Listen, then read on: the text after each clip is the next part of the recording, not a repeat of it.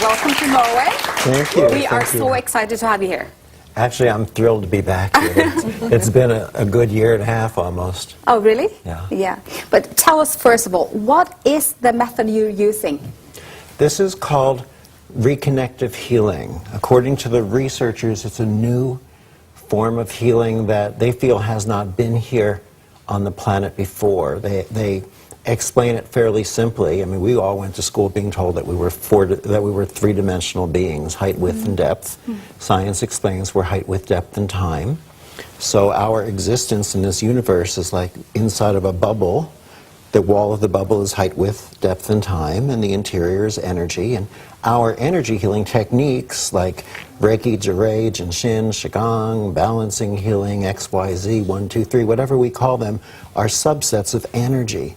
But suddenly, time is moving faster, it's expanding, which means our existence is expanding out into the universe, and we are able to expand beyond energy into a new level of energy, light, and information. And what makes it seem so very different, which is why the researchers from around the world are studying reconnective healing, is because the healings seem to happen fairly instantaneously, and almost every time they appear to last for the lifetime of that person. But tell us, when and how did you discover that you have this ability or this gift? I was a chiropractor minding my own business. This has nothing to do with chiropractic. All I know is that one night I was awakened by this bright light that came piercing through my eyes. It wasn't anything seemingly spiritual or metaphysical. It was just the lamp next to my bed turned itself on. But I felt people in my home, which was a very uncomfortable feeling. So I got up with a knife, a can of pepper spray, and my Doberman pincher, and I went hunting. I couldn't find anyone, even though I still felt them there, and I finally had to talk myself into going back to sleep, saying, there's no one here, go back to sleep. So I did. That Monday I went into my office, and 7 of my patients, each independent from one another, told me that they felt someone in the room with us, standing there, walking, running, and 2 of them said it felt as if someone was actually flying around the ceiling. Now, you would think that this would have gotten my attention, 12 years in practice, no one had said this to me before, and 7 people in one day, but other patients were saying, I can feel your hands before you touch me. And I'm thinking, yeah, sure you can. Close your eyes. I didn't believe them for a minute. So they close their eyes, and I hold my hand while they're lying on the table, and they tell me right shoulder, left ankle, so it became a game, and because it was my office, and I could have whatever games I wanted, and as I played with it, some very strange things happened, including my palm blistered a few times, and even weirder things.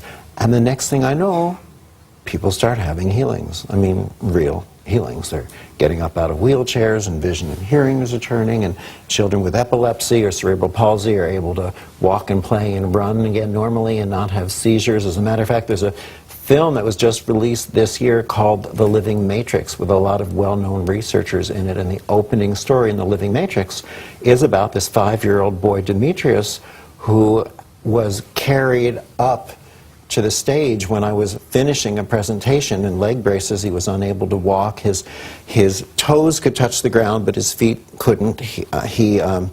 His hands would hang in that palsy fashion. He couldn't walk without holding on to his parents' clothing or stairs. He'd have to push himself down or crawl up, and he couldn't be understood. He would speak sort of single-syllable sounds that the mother would sort of interpret or translate for the family.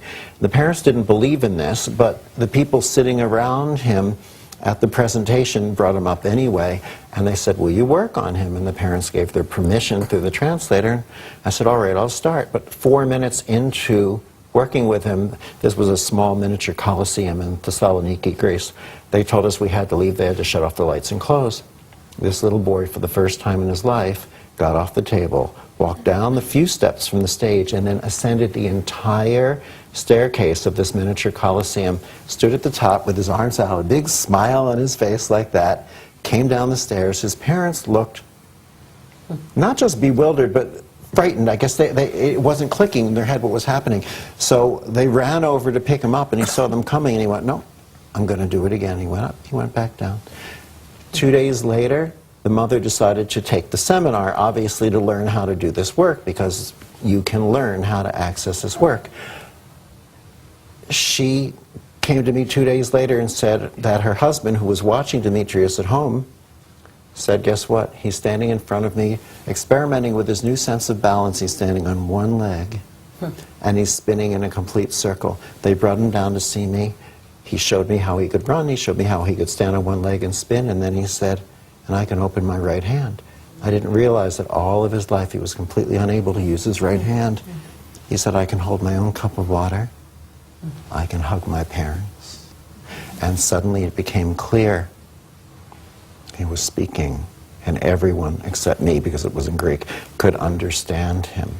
These are the healings that you can learn to access by facilitating this new level of healing, what science calls the reconnective healing spectrum or frequencies. And in a little moment, you are going to show us how to do it. If you like, I will.